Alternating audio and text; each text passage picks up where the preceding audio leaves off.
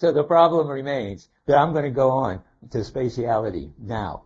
So we're going to talk about Heidegger's attempt to give an account of our experience of space and our way of being in space, and found that is, show how that is intelligible on the basis of Dasein's basic existential structure.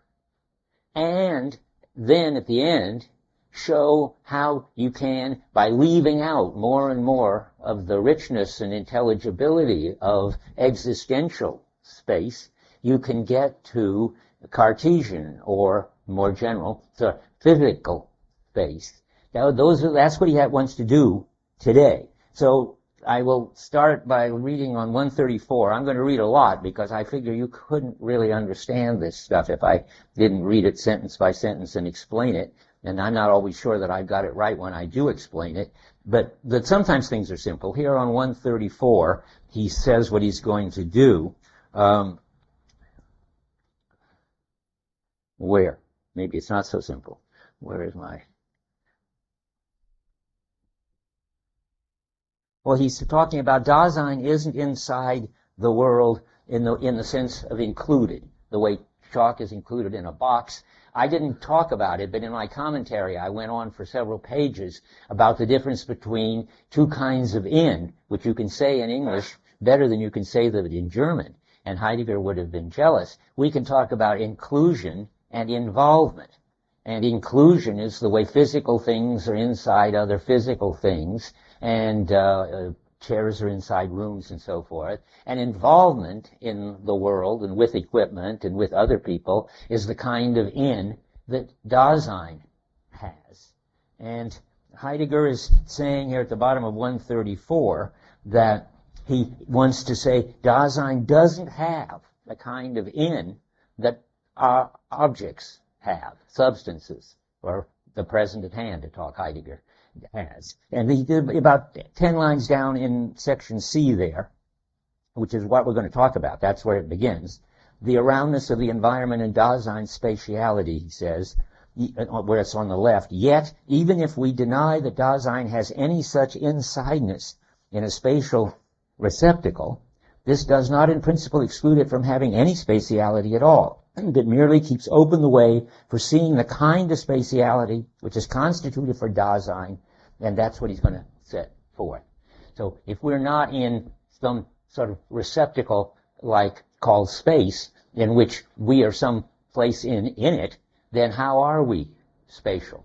And now I want to lay out something, because it's sort of one of the few things that's clear and illuminating, I think, is to contrast Cartesian space and existential space. Maybe this has never occurred to you. It certainly hadn't occurred to me before I read Heidegger, that there are two extremely different notions of space. Even experiences of space, because you can get an experience of Cartesian space. He'll try to show you how to do that at the end. But so let's start with existential space, or lived space, the space we actually move around in and cope in. It's got a center. That is, there's a here where I am. And I'm going to keep going back and forth between this and present-at-hand Cartesian space, because that, of course, has no center, no here. If you just think of the space in the universe, there's no here in the space in the universe. There's only a here where a Dasein is. And then when there's a here, then things can be near and far from me. That is, there can be closeness. And that he's talking about on 135, where he says, the middle of the bottom paragraph, let's start a little 4 lines down roughly in the second paragraph of section 22 on page 135, 102 in the German, all that. So it says, we have been talking about what is proximately ready to hand. This means not only those entities which we encountered first before any others, but also those which are close by. Now he's doing this closeness story. What is ready to hand in our everyday dealings has the character of closeness. And that's what I mean when I say you can be near and far from it, and you can be close to it. I mean, I think we need, in English, we've got a distinction, but it sort of gets covered up. It's not adhered to. But I think there is the difference between closeness and which goes with nearness, and nearness, farness, closeness, those are all existential ways that we are related to each other and to stuff in space. And what about galaxies? Well, they are a certain distance from each other. And so is the lectern a certain distance from the chair. And maybe you might want to say it's close to the table or near to the table, but I think it would be better not to try to purify. I think English has gotten sort of unclear about it. But I want to say, no, the lectern can't be close to the table, but it can be very small distance from the table, or right on it. But I think being near and far and close are something that only we have in relation to other stuff. And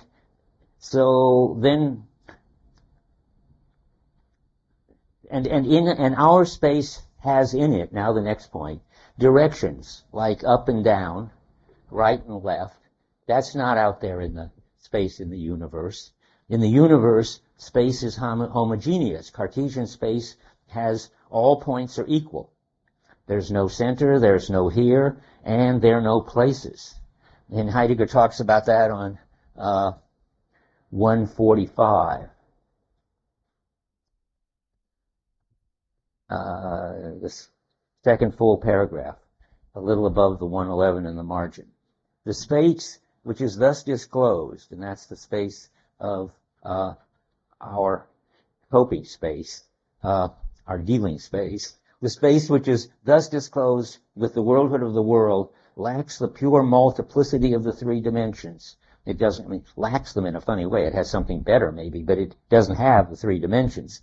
In this disclosedness, which is closest to us, space is the pure wherein, in which positions are ordered by measurement, and situations of things are determined, and the situations of things are determined.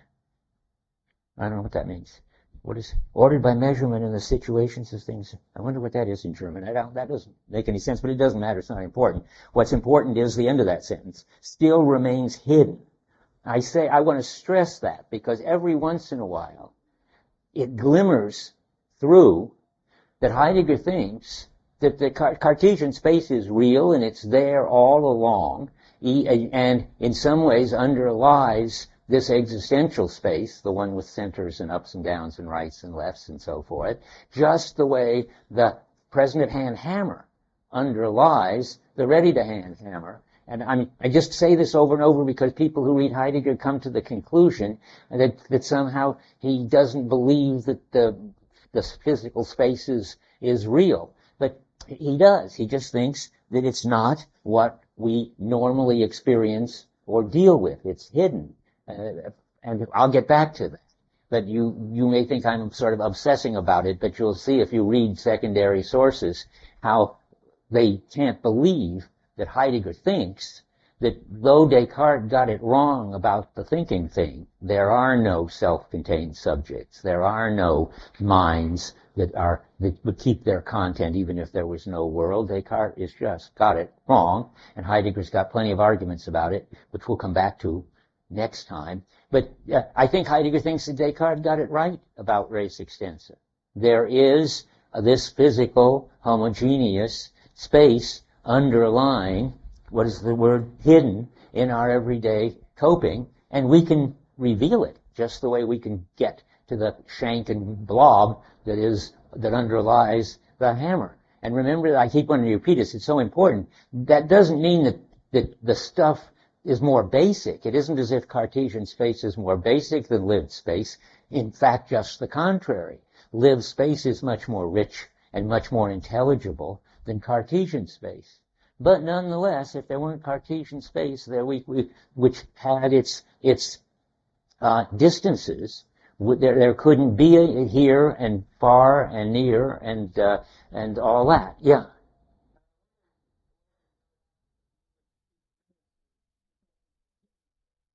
Ah.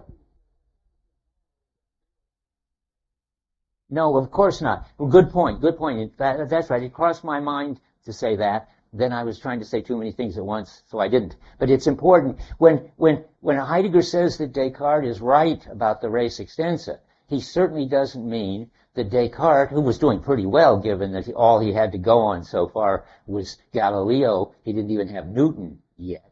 He thought there were chunks of extended bits, and that they were organized in vortices, which were objects. Now we would say there are clouds of electrons, or maybe we've gotten beyond clouds of electrons, and something fields of quarks, or who knows, strings, or whatever. The point isn't that Descartes got it right about what the ultimate spatialness of the universe was, but that he saw that there was a kind of spatialness of the universe that made no reference at all to us, and had in it, it had no human meaning.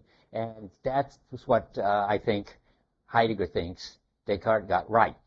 And that's our modern physics still always will have some version of that. Right now, and maybe it's Einsteinian space-time, but something or other that's there, that has a kind of measurements in it, and is totally independent of us, and is somehow the causal basis of this lived space. I don't think anybody in their right mind would want to deny it, and I think Heidegger is certainly a very sensible guy and doesn't want to deny it. Now, yeah, Curtis.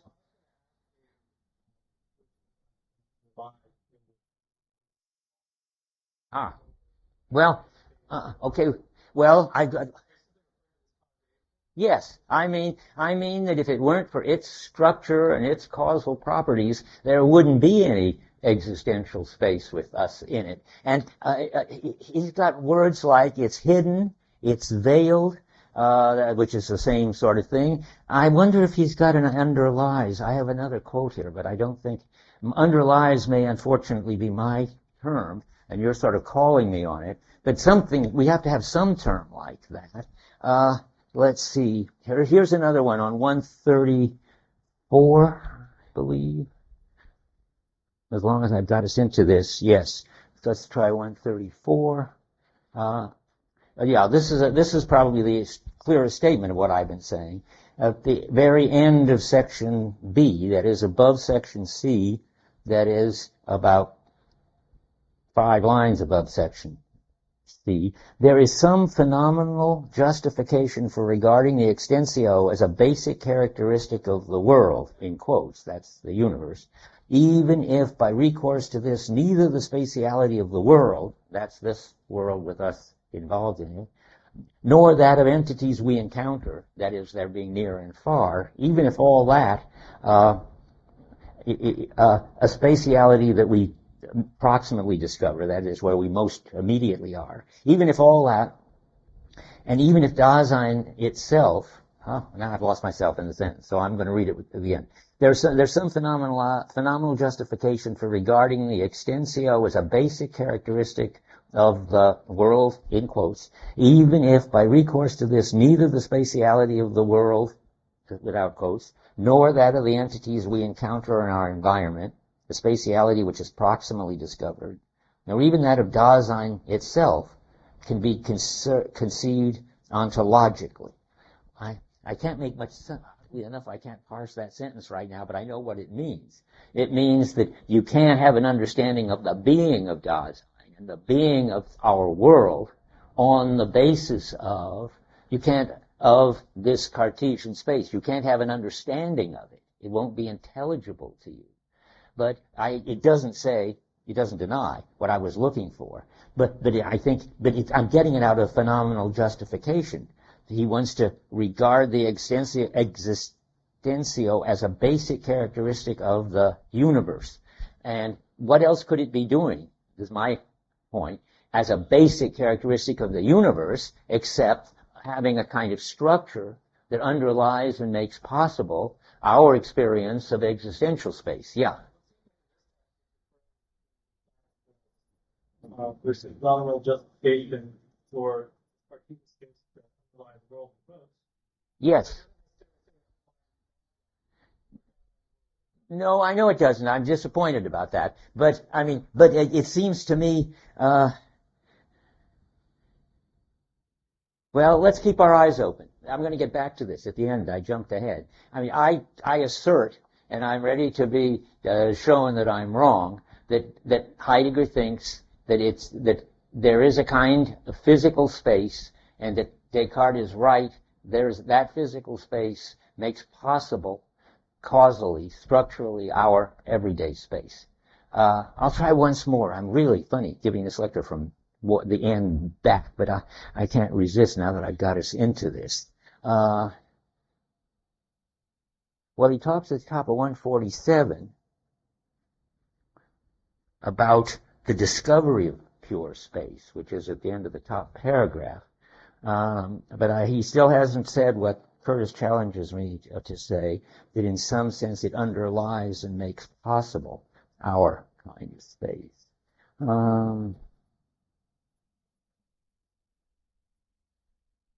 Well, again, he says he wants to establish the phenomenal basis that is our experience upon which one can take the discovery of pure space as a theme.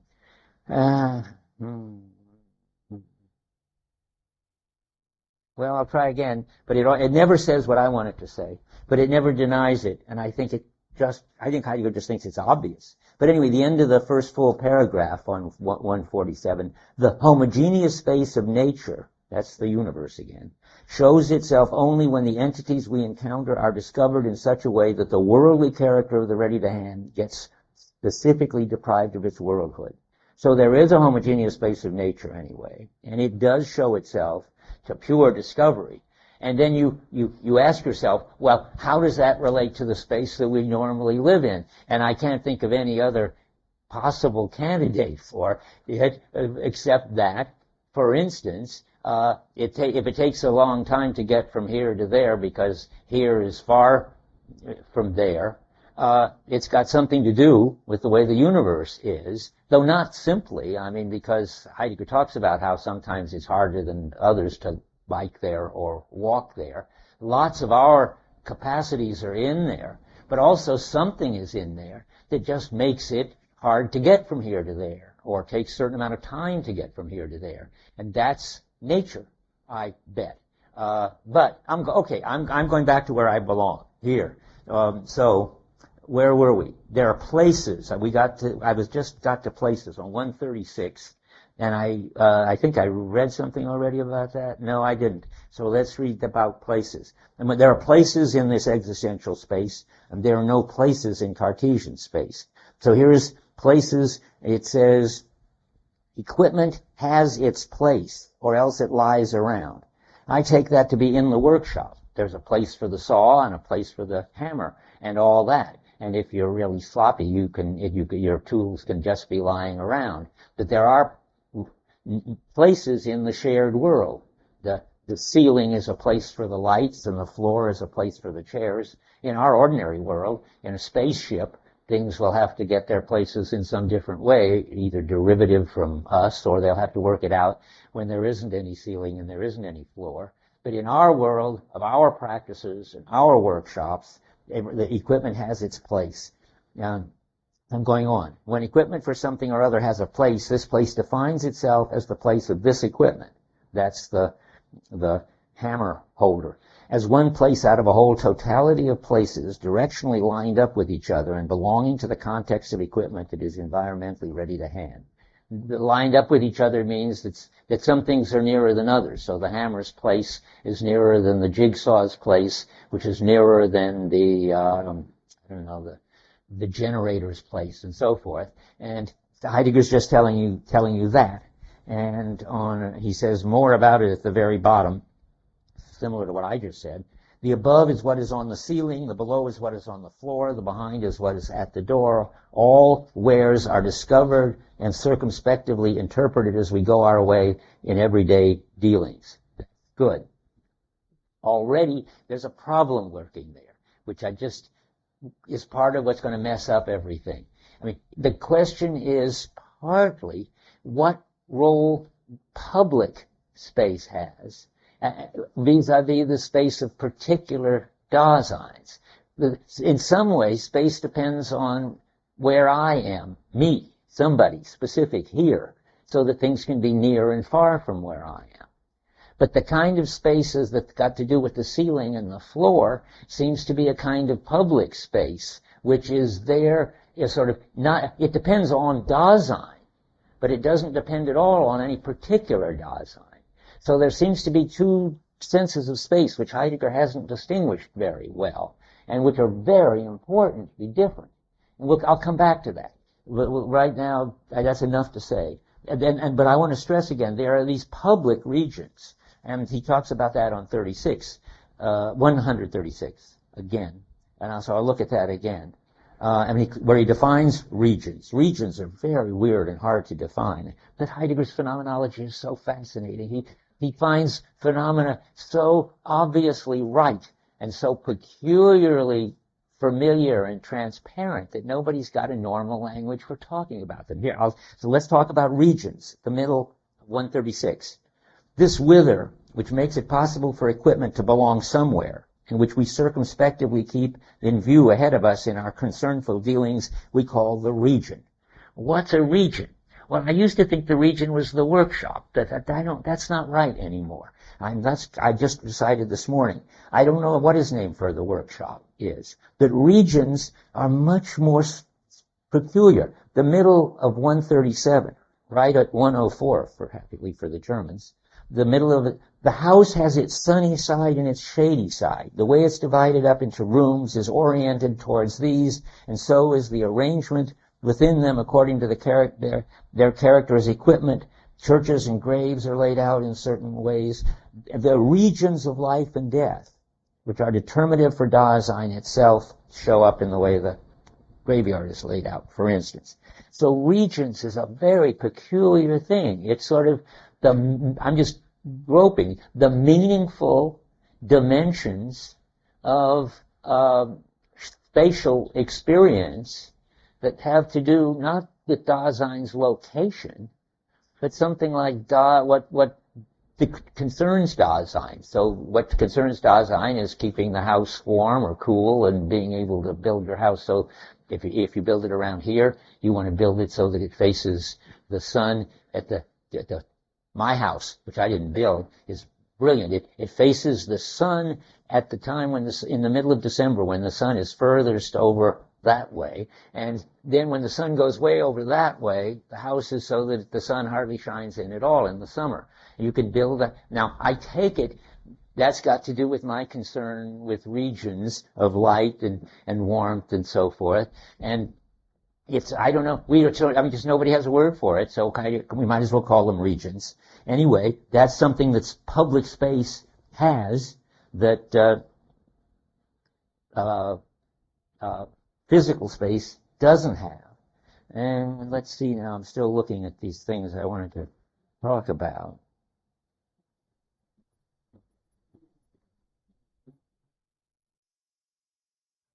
But just a second. Okay. Now, I was just looking at one. I've already said equipment belongs somewhere. So I'm not going back to that. Yeah, Dave. I wonder if that has to do with the issue we were talking about earlier about underlying report. When he says that 137, the sun has its own place. Huh.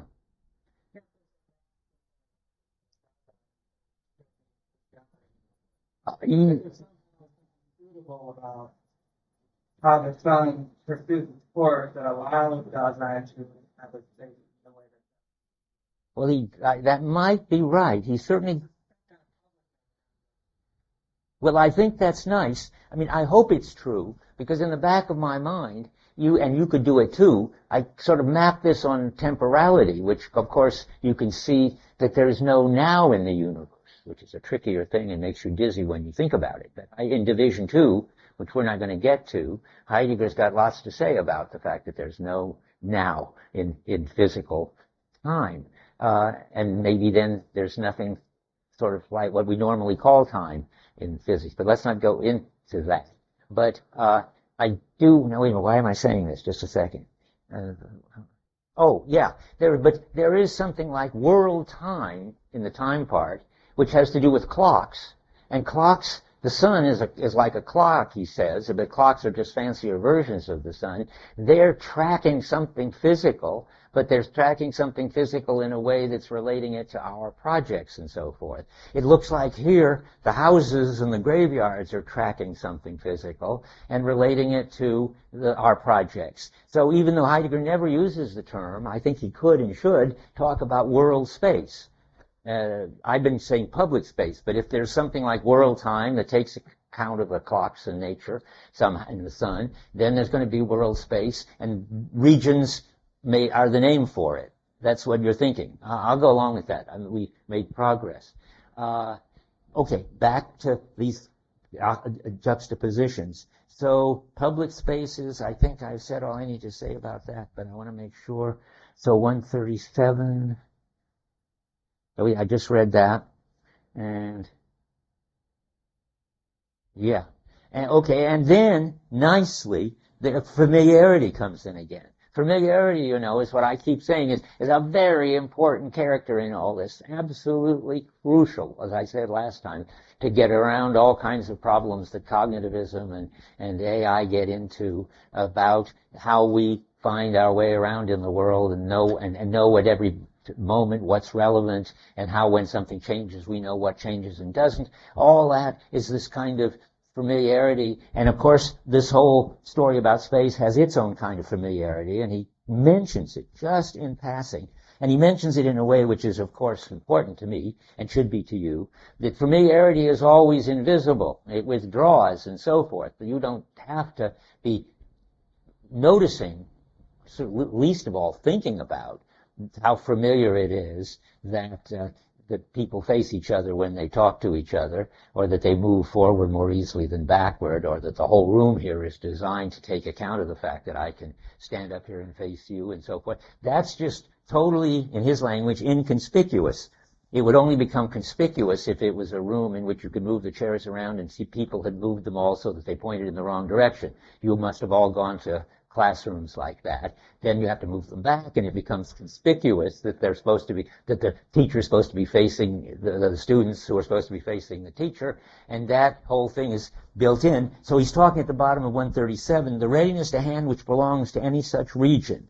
And now we've got this business about houses and so forth. Let's say anything in world space, we're going to say now. The readiness to hand that belongs to anything in world space has the character of inconspicuous familiarity, in italics. I mean, though he never makes a fuss about it, he always, when he brings it in, he knows it's important.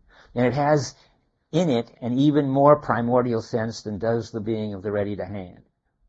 And that's a one-sentence condensation of the claim that even the ready to hand wouldn't make sense to us and be available to us if it wasn't already on a background of familiarity, of generally organizing stuff and coping with it, so that he gets this punchline I've already read 2 lectures or 3, from our understanding of being finally goes back to familiarity, and that's even more basic than the primordial intentionality of the ready to hand.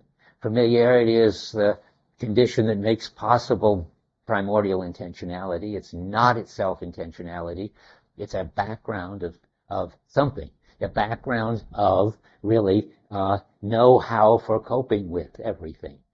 So, I mean, I just review that every once in a while because that's one of the clearest and importantest things. So now we got the familiarity, and what have we got? We've already said the contrast then is, and in present at hand, Cartesian space, which is the Cartesian extensio.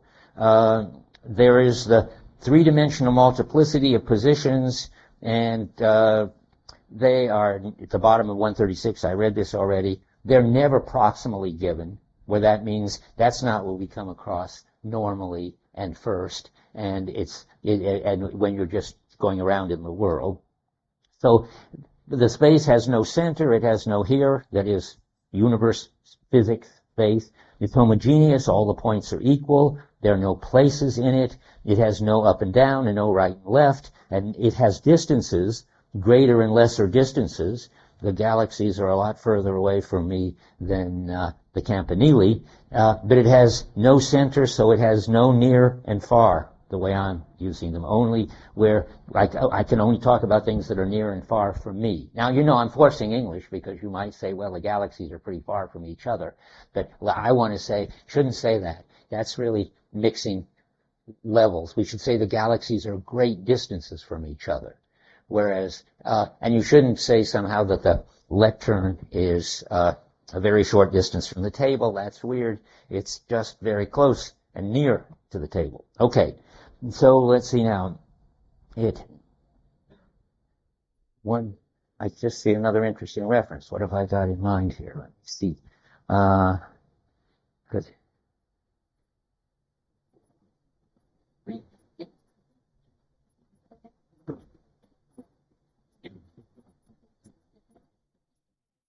No, that's fine. Now that we've described the spatiality of the everyday, ready-to-hand, dealing Dasein, I get alliteration anyway, so now we're going to go to the ontological condition of the possibility of that. And that's going to be something about the way Dasein is always in the world, coping with things in order to, just to keep reviewing, satisfy the two for the sake of which is coping with things because it's hungry and because it needs shelter and so forth. That's part of our coping in the world, and coping with things because you need to do things in order to be something. So that's the way your identity requires coping. And all that, this background coping, I'm doing it again, aren't I? The background dealing, you need an account of how it makes possible our experience of the near and the far, and of regions, and of places, all the things we've just been talking about. And that's going to be the ontological story about how we ontologically open up a space. And now comes the most complicated and confusing term that it's time for me to explain, and that's this dissevering. Dissevering is Heidegger's name for this abstract, or no, it's not abstract, this very familiar, concrete capability we have of coming across things as near and or far. Now I have to say a lot about that. I mean, it's Entfernung in German. Entfernung, a normal word in German, means distance. There's a footnote, so I don't have to write this on the board. They explain it all. Heidegger writes it with a hyphen, Entfernung, where ent means taking something away. So it's the right way to translate Entfernung. It's not very pretty. Is de-distancing, de hyphen distance. Joan Stanbaugh gets it right, which is nice for a change. And she's the only one who's got de-distancing. These guys have got the worst translation, as usual. There's no way to make any sense of this notion of what is it? I can't even remember their word. What?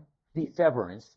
That's just crazy. And I tried distance because I tried to take the word distance apart the way he takes the word Entfernung, which is distance apart, and get this sense of some kind of stance in there. But I don't think dis-stance means anything either. So whenever you see dissevering, you've got to think de-distancing. But now what is de-distancing?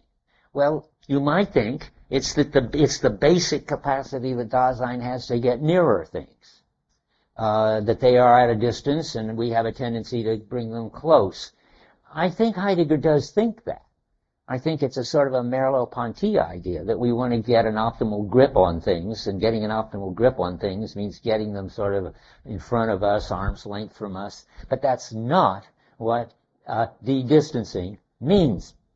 It's an ontological notion. That would be too existential. That would be sort of psychological, that we do have a tendency to want to bring things close.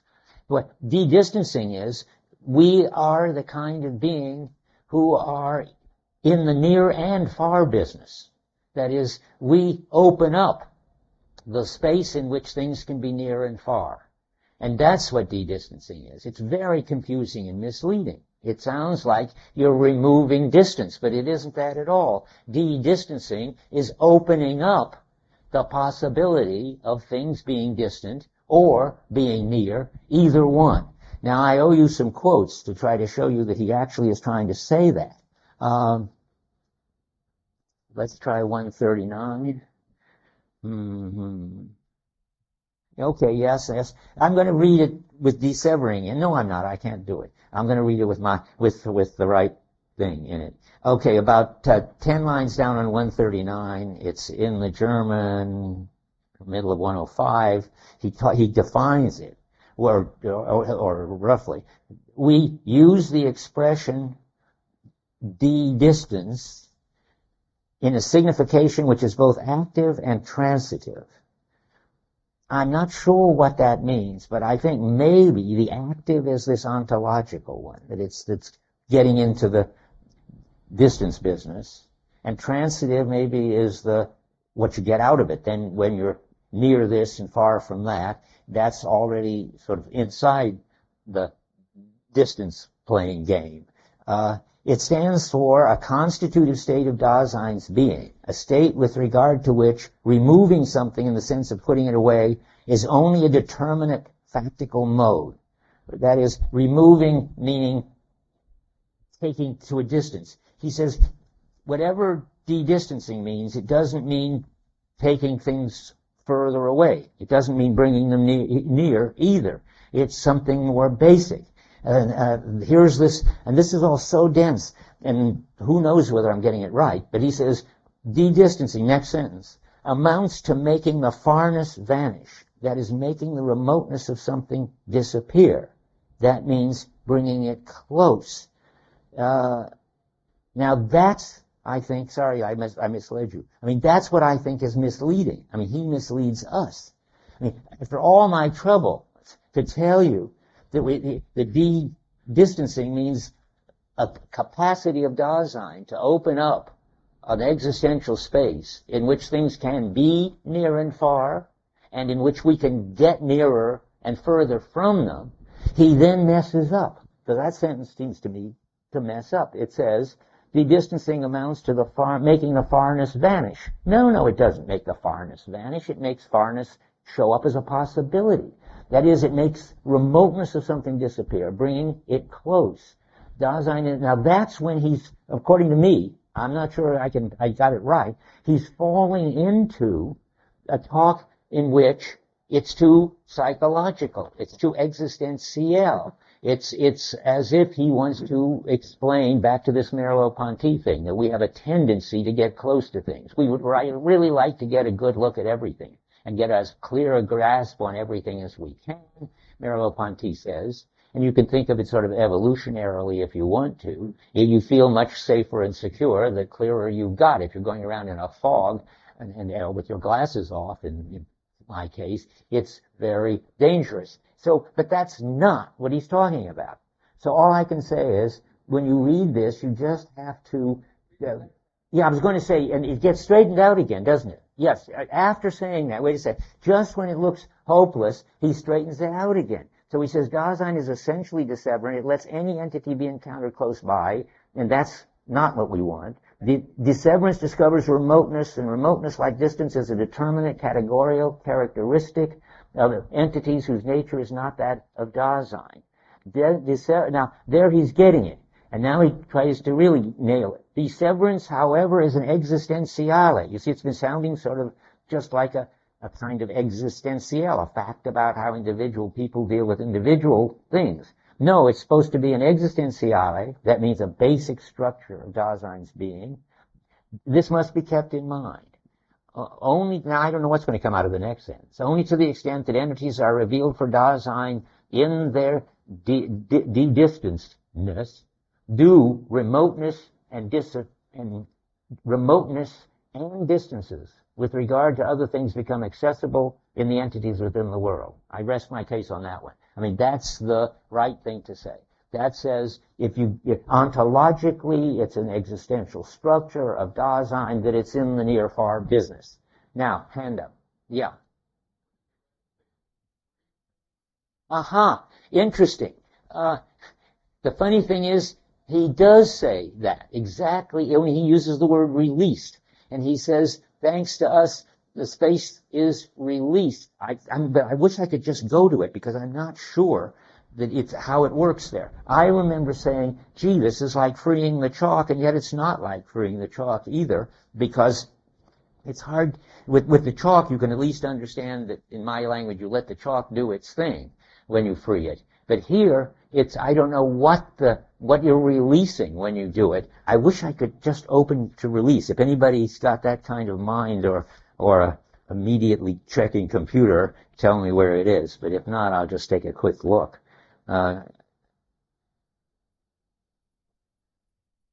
If not, we'll just have to wait till we get there. But that's a very sensible question. I'm afraid we have to wait. If anybody, yeah. We realize in certain proximity to it. So by free space, we're freeing the idea of. Okay, well, let's not say freeing, because, I mean, maybe it's important that he says releasing it, though I don't think it's different. So when we release spatiality, or space, when we resist this kind of openness when we release the kind of openness in which things can be near and far, I find it very hard to understand sort of where they were before we released them. And in fact, I just remember, this is fun, Heidegger has lots of marginal notes in here, which I haven't been talking about much, but I did put Joan Stanball on reserve in the philosophy library because she translates the marginal notes. They're not in here, and they're not in the normal German edition, except the collected works. Anyway, and they're funny things. And this one, there's a marginal comment very interestingly related to what we're talking about. So I'm going to find it. Okay, here we are. Heidegger's noticing that something's mixed up here at the top of 140. Because he's talking about bringing close. And when he talks about, he says, well, there are all kinds of ways to bring things close, which is true. You can grab them, or you can think about them, and so forth. And he's getting off in the wrong direction, notice, in italics. In Dasein, there lies an essential tendency toward closeness. Every time he says that, I get upset, because we want not an essential tendency toward closeness, but a tendency to open up the world in which you could have both. Maybe we should just have both. But then let's keep the ontic and the ontological. Here's my proposal. Ontologically, we have, or sort of are, this tendency to open up a space in which things can be near and far. In fact, ontically, we tend to prefer that we get close to things than that they get far away. So we can have it both ways as long as we keep the ontological one not being closeness. Yeah. You found the release passage? Great. Oh, is there a freed passage too? Wow, what are we doing back there? Okay, tell me about it. Yeah, well, he used it just in the same sense that our analysis is showing that what we encounter within the world. Where are you on 114? Section 18 about. Okay, I see something about freed there. Yeah. Yeah, what we encounter in the world has very being freed, of course. So what do you get out of that? So the world without it, of course, has been freed in the sense that it comes close to us in a certain respect to its concern. Okay. Well, the question is sort of what was it freed from? From not being close to us. Okay. Well, a lot of people want to help me out. Go ahead, Tyler, and then each of you. Go ahead. Freed from being homogeneous. Okay. Okay.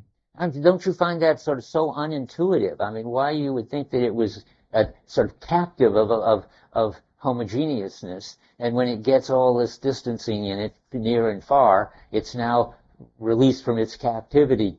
I mean, then I can only say to myself, aha, it's doing its near and far thing, but I find that very weird. Okay, wait, yeah. No, so there were two other hands, weren't there? I mean, I just want to, go ahead.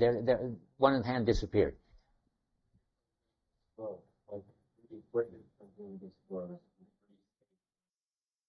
From being disclosed or by disclosing it? Yeah, we free things by disclosing them, that's sure. Or better, or discovering them, depending on whether we're on an ontological level where we're disclosing stuff. Discovering is freeing, according to Heidegger. My problem is, and you can use words any way you please, I just find that so unintuitive. But you know, if it makes you happy, anybody, then it's all yours. Yes. Bringing it into relevancy to your own Dasein. That's good. That's the truth. Now, why you would call freeing it, since it's as if it's been, imprisoned, but now you rescued it so you can be get related to it. That's what seems to me so peculiar. He's certainly talking about bringing it into your familiar world where you can deal with it. And he calls it freeing. And when he deals with space, he's the one who started all this. He calls it when you release it. That is, when you do your de-distancing thing and open up a space in which things can be near and far, you've released existential space. Okay, if that makes anybody happy, then let them be happy. Last comment, yeah. What?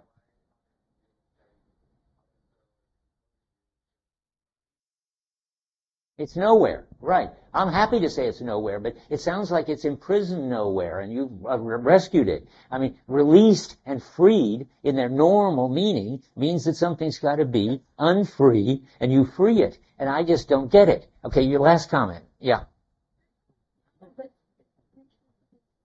Between giving the freedom or giving free reign, section that we account for, so I don't.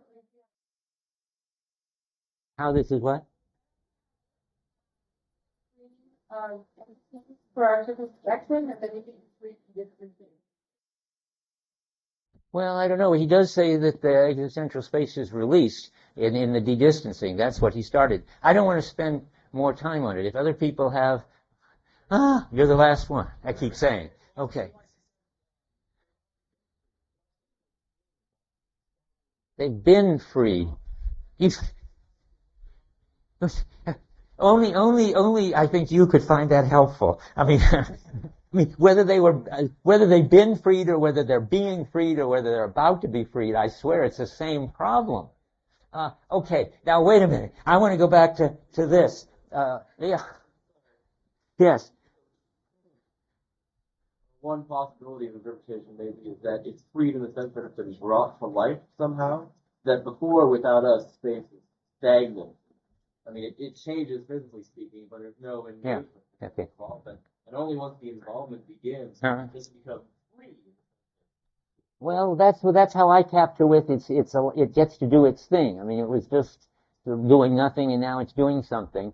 That's the only way I can talk about it. It's free to do whatever it can do, and before that, it was just lying there. Okay, now certainly there's no reason to talk more about this. It can't be that important, I swear. And I don't even know if the marginal note is important anymore, but it's fun to see that he's getting confused about closeness. Because, remember now, closeness is a very tricky term at the top of 140. Closeness can be this ontic business of getting nearer and further, and we can throw in, if we want, having a tendency to get nearer. Or it can be opening up the whole near-far dimension. And he says, in Dasein there lies an essential tendency toward closeness. And that sounds, I want to say, too ontic, too existential. It sounds like, as I say, Merleau-Ponty. And he sees that. He writes in the margin a funny thing. How much closeness? And why? Being as constant presence has priority, making present. There are two things going on there. One, he's saying that talking about closeness as really reducing the apartness can't be the ontological one, because there's no amount of closeness of this ontological tendency. That's because it's opening up the dimension of closeness. And he sees that there's a problem. But then he adds a new problem. And being as constant presence has priority. That means that he's trying to switch. This is a marginal note written much later. Later he thinks that there's just being present at all in the space in which it can be near and far, or far, is the most basic thing. And you shouldn't talk about de-distancing or closeness or anything. You should talk about presencing. And Dasein has the capacity, or in interaction with whatever there is, that there be presencing. While I'm at it, there's another place where it's fun where he says no on 138. It's not very often that Heidegger says no. But by the way, I'll read you two more, and then I got to stop that. But okay. On 138, about 6 or 7 lines down, he says the bare space is still veiled over, and then he says, but space has been split up into places. And then he writes in the margin, no. I think what that means is that however bare space is covered up, it isn't as if it's the bare space that we operate on when we make things show up and not show up, as near and far. I mean, you can't, and that's the way the underlies is so peculiar. I mean, in general that there's physical space somehow underlies our capacity to experience things near or far, but we don't give nearness or farness properties to bits of res extensia. You see what that would be like, saying we give function properties to the present at hand. So he writes in the margin, no, exclamation mark. He sees he blew it on that one. And now for the presence issue, I'll give you one more funny thing about close. He's getting all upset about close in the margins. So back to where we were, where that sentence that I sort of threw up my hands in horror on 139, about 10 lines down. Dissevering amounts to making the farness vanish, that is, making the remoteness of something disappear, bringing it close. And he writes in the margin, making it present doesn't mean near. The distance of separation is irrelevant. So you see what he's doing. That's the right thing to say. He's saying that this dimension of what I'm calling the near-far business can't be getting something nearer or farther. That's what takes place inside that dimension. So it isn't a question of getting it closer. It's a question of opening a space in which you can get further if you want, or closer if you want, or whatever. He sees the problem right at the point where we saw it and fell into it. And he tries and he gets out of it again in the text when he says, remember it's an existential.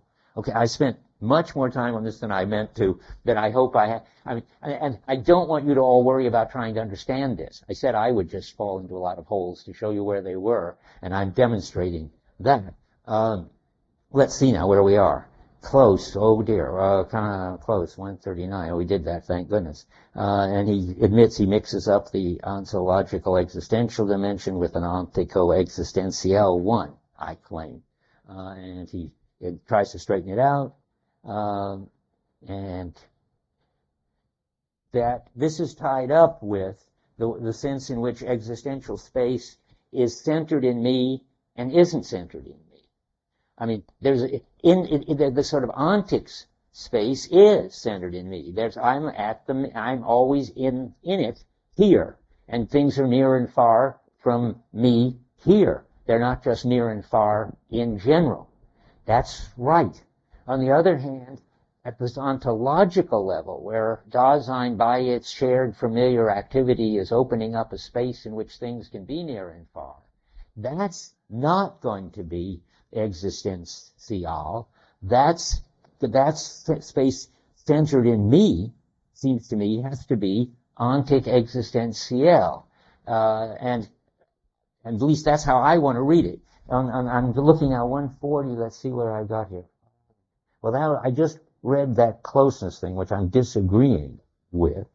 And now,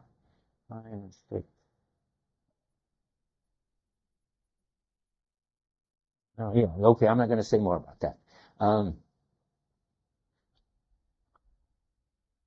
And when I say when Heidegger starts admitting he's confused, what do? Well, you try to keep your eye on the phenomena if you care, and describe what it is that's going on, what farness is, what nearness is, how they're related to my being here, how they all presuppose some basic ontological capacity of Dasein. That's what we should look at. And I summed it up. There is an ontological existential condition, which is the condition for the possible. Dasein is that. And it's the condition for there being the kinds of near and far that there are, whether they're public or regional or personal. That's all got to be ontic. And that's what I've been trying to say. And that is basically, when it's ontic, is about the nearness and farness of things for me here. Now let's see. Okay, next. But then things get worse, or not. I don't think they could get worse, but new problem arises. You want to be able to explain nearness and farness somehow in terms of the coping capacity of Dasein. That's what I keep saying, right? That we somehow, because we have this shared familiar coping, can, let's say, release things or free them as far and near. But it should be, I think, the shared practices. Familiarity isn't something that you've got or I've got. It goes with the whole way of finding your way around in the world, which we share with other people whose world we share. I mean, familiarity in the room doesn't have to be near or far, and it doesn't have a here, and so forth. So he should, I think, try to get nearness and farness to be like the level of familiarity, but he doesn't. He relates nearness and farness to the coping or dealing activity of individual Daseins. Yeah, that keeps happening. He keeps falling back into the closeness thing, into the ontic thing. Now, let me tell you what his problem is, and then how he tries to deal with it. That's the next thing. So, now let's get back. This is going to be simpler from now on, thank goodness. We don't have to worry about all that for a minute. Let's just try to see what he's trying, another way to look at what he's trying to do. What is the problem? One way to think about the problem of nearness and farness that gets it wrong from the ground up, which Heidegger is never going to make this mistake, is to think that we are in what my old teacher, when I first did philosophy, I had a famous philosopher, C.I. Lewis, is my teacher. Anybody ever come across C.I. Lewis anymore? I think he's unfortunately justifiably forgotten. He believed the Cartesian story. He was the last of the kind of Kantians. And he said that the first thing you have to realize is that we're in a here-now predicament, each of us. All we can ever really experience is what's happening here and now in our stream of consciousness. We just so the question is, how, given that we're this inner stream of here-ness and now-ness, how do we ever get out into the world? It's that old external world story. And Heidegger's trying to say that there isn't any here-now predicament. That when you're Dasein coping in the world, remember that every here is all tied up with a yonder. That's what I'm leading up to. That's his next claim. Not only is the world all laid out in terms of near and far, thanks to us, but there is always a here and a yonder, thanks to us. And that begins to get him both in the right direction and the wrong direction. He gets him in the right direction in that he's not thinking that we're just in a here-now predicament, that there's already a yonder and a future and a past in our experience. But it gets him into the trying to ask how we as individuals contribute the yonder as well as the here. And that's what he's going to go on about now. So we're going to, not only do we open a spatio-temporal shared world of equipment, which is what he should be talking about, but each of us opens, and this is not wrong, there's another phenomenon, which he's more onto, which each of us opens his or her own spatial perspective. What he's really discovering is this complicated problem that we are in the world. We are being in the world. It's not that you are in your world and I'm in my world. That's the Lewis's problem and Descartes' problem and the problem of the external world and the problem of other minds. No, Heidegger knows that we're in the world, but we're always in the world from sort of a point of view, a perspective, because Heidegger says Dasein is its world existing. I wanted to make that a paper topic. CSI's beat me up because they said it would be too hard, but it's something to worry about. I mean, he says Dasein is being in the world, Heidegger, and he says, a line I quote from way back on 414 or wherever it is, Dasein is its world existingly. And what he's got is now he's got that problem. He's trying to talk about how we are open heads turned toward the world, but from a particular point of view. And you mustn't hear the point of view as particular like in the Renaissance when they were trying to exactly figure out where the perspective on the world is. That's getting you too much into subjects. Think of medieval painting. Think of Giotto, who painted things as big or little depending on how meaningful they were. There was still a point of view. He could see that the donkey was nearer than Jesus in this procession or something. But there's a big Jesus and nearer a little donkey that's because he wasn't trying to paint geometrical perspective. Heidegger knows that we don't have a geometrical point of view on the world. That Descartes worked out like that Renaissance way of thinking about it. Grew out of it. But we do somehow see the world, I see you from here and you see me from there. That's the sense in which we have each of us have our openness on the world. And that's what he wants to try to get a grip on. It's so hard that he doesn't get much of a grip on it. But he wants to talk about the sense in which de-distancing is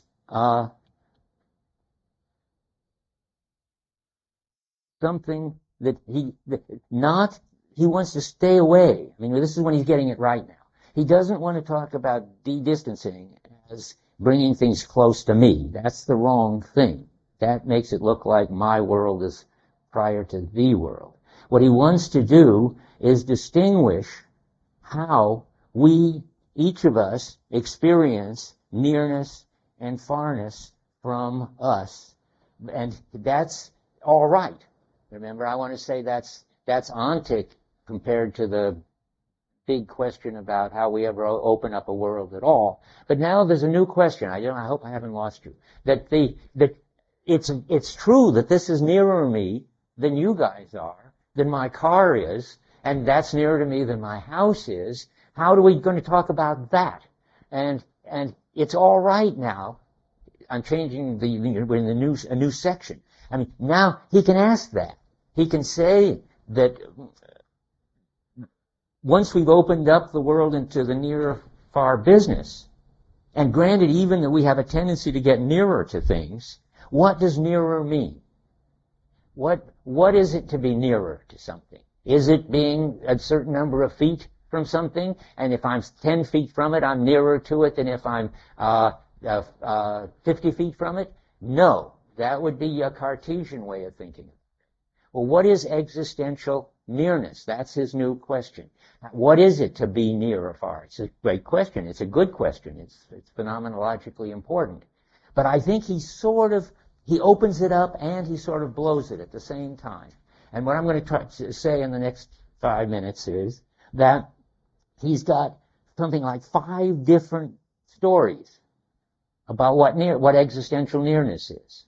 And I'll begin next time by telling you the pages, but it'll help you when you read it.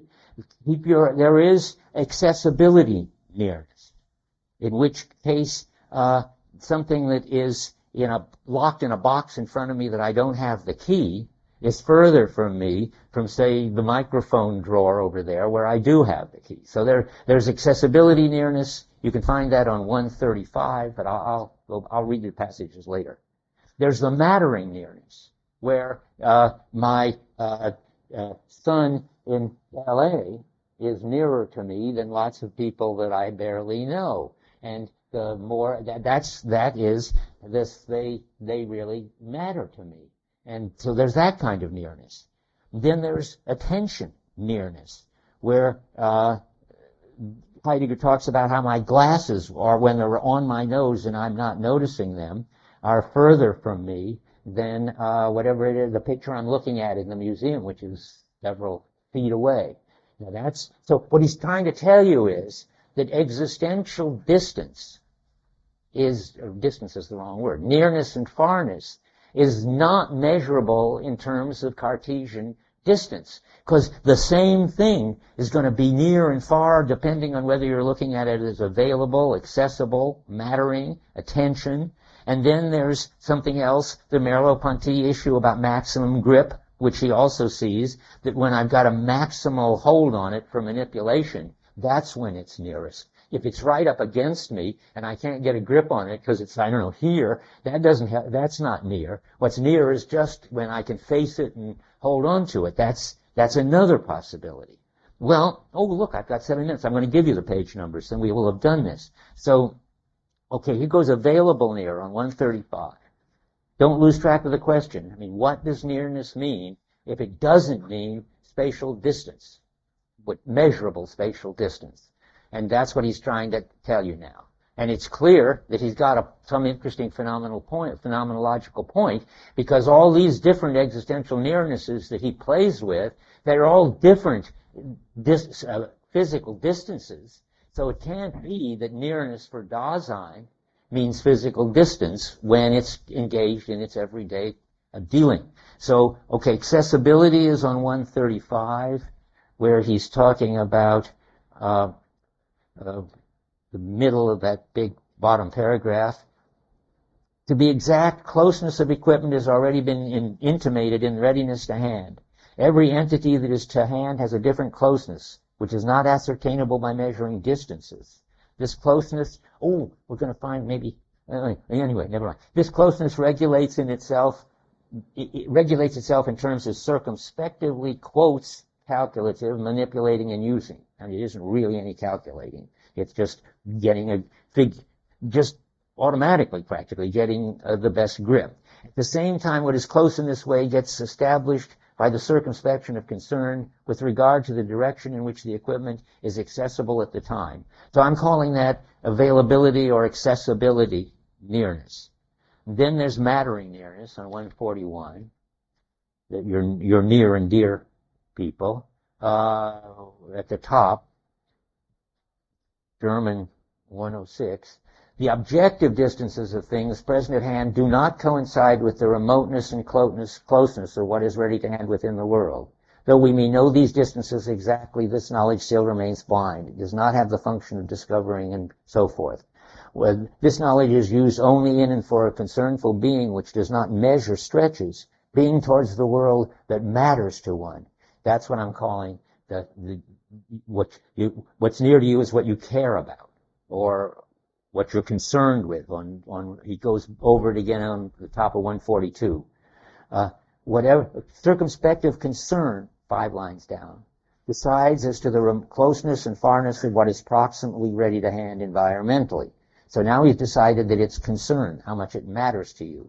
Whatever this concern dwells alongside beforehand is what is closest. So now if I'm concerned about my son in L.A., my son turns out to be closest. So that's another. I mean, what's a trouble is that these are all contradicting each other, and Heidegger has no way of sorting it out. I don't know if there is any way of sorting it out. There are a lot of different existential nearnesses and farness. None of them have anything to do with Cartesian feet and miles, but they're all totally different from each other. One that has a closeness will have a farness in another. So this is a funny one, where my glasses turn out to be far away. On 141, it's about 15 lines from the bottom. When, for instance, a man wears a pair of spectacles which are so close to him distantly, I think that means in real physical space, that they are sitting on his nose, they are environmentally, which is existentially, more remote from him than the picture on the opposite wall.